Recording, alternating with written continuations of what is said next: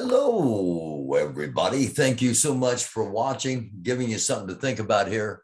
It's Intelligence Friday. We've got some intelligence about some things that are going to be happening this weekend and some things that are going to be happening very, very soon.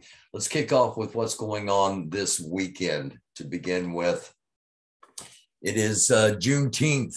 It's the weekend for the celebration of Juneteenth, the oldest celebration of African-American freedom and a federal holiday. Celebrates the end of slavery in Texas on June 19th, 1865, well after Abraham Lincoln had initiated the Emancipation Proclamation. Texas was the last holdout of the Confederacy, and they still had 250,000 people enslaved. Many will argue that our current system keeps many of us enslaved, but that is for another episode. Also coming up this weekend will be Pride Day throughout many communities. It's Pride Month. Pride Month came about because the LGBTQ plus community was suppressed throughout much of the 20th century, and much of that suppression occurred with white supremacists. So we need to keep those two things in mind this coming weekend. Juneteenth celebrations, Pride celebrations, the chatter, if you will, from the underground is that there will be disruptions, quote unquote, air quotes here, disruptions. We are going to be disrupting Pride events. We're going to be disrupting Juneteenth celebrations. Gas prices impact on policing. These are just some of the concerns, and I found this chart rather helpful. Some jurisdictions have admitted that gas prices are so high they've blown through their fuel budgets, so they don't have enough gas money left to increase patrols, allegedly. It's been announced by some communities.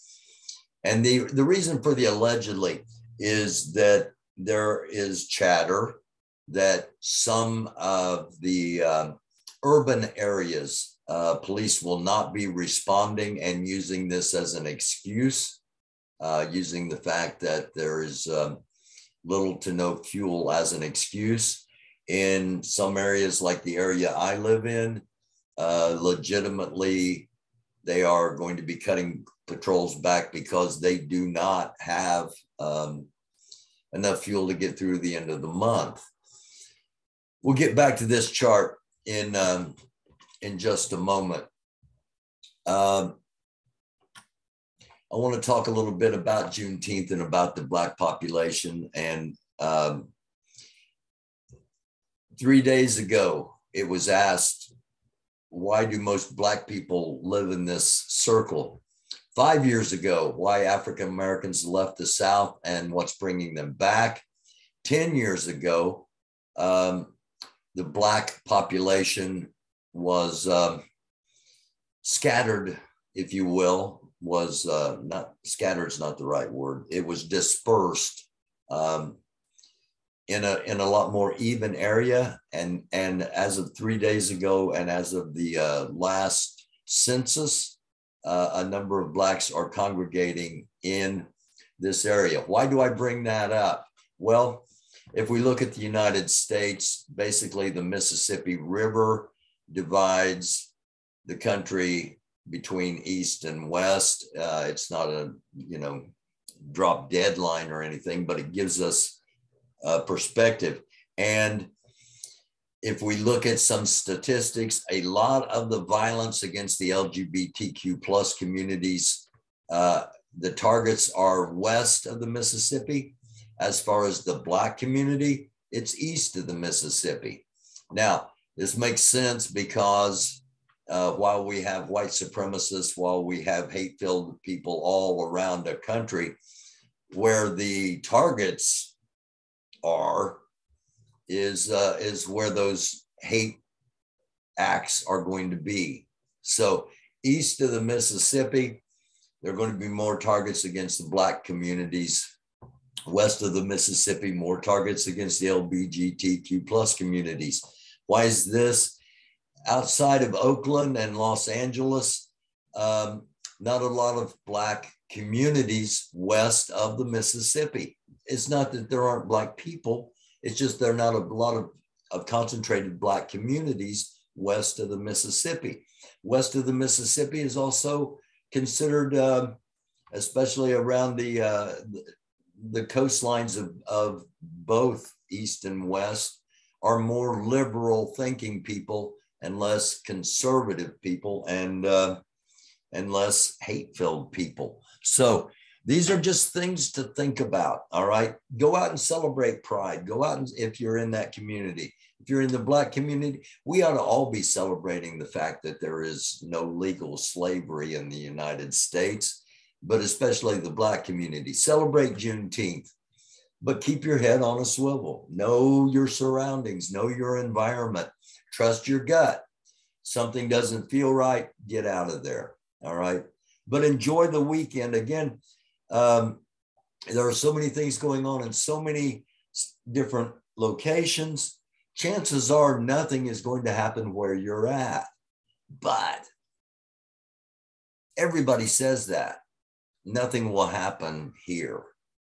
Okay, it's just something to think about. Again, don't be paranoid. Don't stop your activities. Just be aware and know your environment. And again, if something doesn't feel right, trust your gut and remove yourself from that situation. So let's go back. More food distribution woes, fires increasing at food production facilities, infant formula problems growing, mass food recalls increasing. I don't know if you've seen in the news, but there have been a lot, and I mean a lot of food getting recalled. Being recalled means it's being taken out of the system. Baby formula problems. The Abbott plant in Michigan that went back online that was supposed to stop or at least curtail some of the baby formula situations. That plant in Michigan has flooded and it's back offline and is no longer producing. So the baby formula situation is going to continue. Something you may not have heard about for the ladies listening, feminine products are going to, if not already, be off the shelves. Why? Because they depend on cotton, and because of droughts in certain areas, because of flooding in other areas, cotton is not being produced like normal. In China, in the United States, the major cotton producers, there's not as much cotton being produced. That leads to shortages. Things just, like the supply chain. One thing breaks down, it leads to other things breaking down. The fact that there's not as much cotton now, one of the first things to be hit are going to be feminine products because they're used constantly and they use a lot of cotton. You might want to stock up, just something to think about. Fuel shortages, devastating prices. These don't just affect, it's not just the trucker putting diesel into his truck that it impacts. It impacts all of us. It's not just on the consumer level either, on the wholesale level, on the raw material level. All of these are being impacted. Smithfield closing major pork plant. Smithfield pork was bought by China, I believe, back in 2014, and citing increased costs of operating in California, Chinese-owned company states that it is closing the major pork producing facility, which will almost certainly cause shortages nationwide. Now, something else that so they're telling us, okay, there are going to be pork shortages. That's just another food that we're going to be running short of. We're going to be running short of beef as well. And one of the reasons for that, on Wednesday, thousands of cattle died in Kansas. Here's a look at just one feed yard. And you can see possibly, if it will play. You can see well, I thought it would go down, but anyway, thousands of cattle suspiciously died. Now, there are those that say it was because of the intense heat in Kansas. There are those that say that it is intentional. There are those that say the water has been sabotaged. There are those that say it's biblical. Whatever reason, and also some cattle deaths, mysterious cattle deaths in North Dakota as well, just not to the extent it can as happening in Kansas. But whatever the reason for this, it will impact our food chain. It will impact the supply of food. And as supply goes down, demand is not going down. Demand is continually going up, especially those of us that are starting to prepare and starting to stockpile. We are increasing that demand, and that supply is going down. So if you're not preparing, you're going to be caught in the panic. And I've had people email me, had people message me, I've had people leave comments. Why do you keep talking about being prepared? You've been throwing a lifeline out to people for months now. They either got it or they don't. I understand that. Believe me, it gets frustrating at times, but we have to continue talking about this, because if you become aware of it when there's nothing on the shelves, it's too late. And honestly, I've prayed about this. God, I keep talking about all this stuff that's coming. And sometimes I wonder if anybody's paying any attention. And I got a message, whether you believe in this kind of stuff or not, I got a message back from God saying, Noah did this for 70 years, talked about what was coming and was laughed at and was called crazy. And then when it happened, everybody knew that he had been right for 70 years. Surely you can do this for 7 months. And I was just like, and I got to thinking, I really started hard on this back in March when Russia invaded Ukraine. I started talking about how that incident was going to implement shortages as it went. I've been talking about the lockdown in China and how the shipping was going to implement shortages down the road. So I'm going to say March, and God said 7 months, March, April, May, we're in June now. So July, August, September. I'm supposed to keep talking about this at least through September, because I'm guessing by September, we are all going to know, if not before that. Just something to think about. I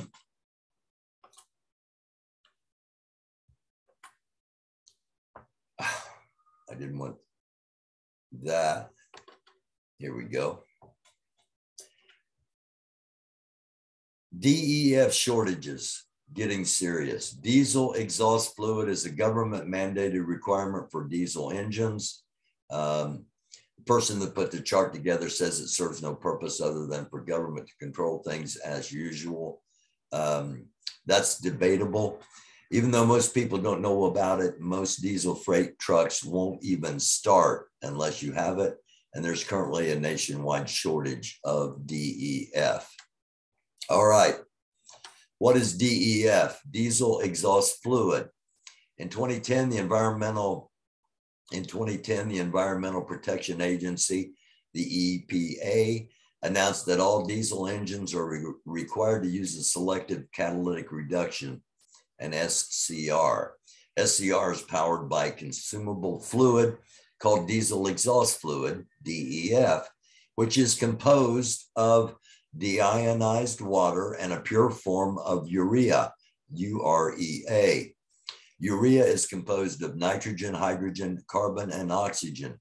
Together, DEF and SCR increase fuel efficiency and reduce emissions. So as far as having any value, it's debatable, The government says it increases fuel efficiency, it reduces emissions. There are the opponents that say that it is useless, worthless, and it's just a way of government control. However, you heard they also said that most diesel trucks will not start without it. It is low on supply, and it is getting lower. And some major truck stops, nationwide truck stops, they are either limiting the amount you can get, which will limit the amount of fuel you can get, or they don't have it at all. Now, guess where urea, urea, the pure form of urea, guess where urea is primarily produced? China. Yeah. So China is limiting the production of urea, which is going to impact our supply chain. Now, since urea is limited, urea is also used in fertilizer. Okay, so most of the planting, or much of the planting, if it hasn't been done, is in the process of being done now. Urea is going to fertilizer. If more of it's going to fertilizer, less is going to be available to go to DEF. Just as I said before, the supply chain, one thing breaks down, it's going to impact everything behind it and everything in front of it. The fact that they're controlling the amount of urea that's being produced, it's going to impact fertilizer. It's going to impact DEF. That's going to impact diesel consumption. That's going to impact the amount of trucking that can be done. The amount of trucking that can be done is going to impact the amount of supplies. The amount of supplies available is going to increase the prices and decrease the availabilities. You see where we're heading. It's not fantasy. It's not speculation. It's what's going on. One final thing we've talked about in the past, and we'll continue to talk about, is the reversal of the magnetic poles. The North Pole, South Pole, magnetic poles are both moving. Both the South Pole and the North Pole are moving. The North Pole is 9 months away from the 40-degree mark, when in theory, it will rapidly jump to the South Pole. And when the South Pole reaches 40 degrees south, it will jump to the North Pole. The pole reversal theoretically will decrease significantly our magnetic field, which, among other things, protects us from solar radiation, from coronal mass ejections, radiation particles, and enables our communication systems, our satellite systems. Everything could potentially go down on March the 17th of 2023. Now, is that guaranteed? No, but it is something to think about looking ahead. It is guaranteed everything else I've been telling you, that the shortages are coming, the price increases are coming, the empty shelves are coming, the panic is coming. Be prepared. Just be prepared. Prepare. You'll feel better. And if I'm wrong, and if you prepare and nothing happens, you're prepared. You still get, I mean, what? You got food, you've got water, you got essentials. What's wrong with having a stockpile of those things if something doesn't happen in the next couple of weeks or months? Nothing's wrong with that. It's a good idea, in my opinion. Of course, I was a scout, and it was, our solemn oath is be prepared. So with all that being said, thank you for watching. Quick recap. Juneteenth celebrations this weekend, Pride events this weekend, gas prices impact on police officers and response times and what they will be responding to. Don't be surprised if you don't hear this on your local news throughout tonight and the weekend, that, hey, police are only going to be responding to and you might have already heard it, depending on where you're at, Police are only going to be responding to the absolute worst 911 calls because they don't have the fuel to respond to everything. All right. That's coming this weekend. There are going to be disruptions this weekend, according to the chatter in the underground. So thank you for watching. Don't panic, prepare. Don't get paranoid. Know where you're at, know your surroundings at all times, know your environment, trust your gut, trust your instincts, and be safe, healthy, and happy. Enjoy the weekend, but keep your head on a swivel. Know where you're at, know who's around you, trust your gut. Last episode we did, and there's going to be a link of it popping up over here. We had a conversation with Othel Ozone Wallace. And if you haven't seen that, click on this and watch that. Click over here if you would. I may have them reversed, but hit the subscribe button if you would, so you'll know when we're on. And once you subscribe, hit that notification bell so you get notified when indeed the next episode comes up. And hit the like button if you would, so that this information as well as more information will get out to others. Thank you so much for watching.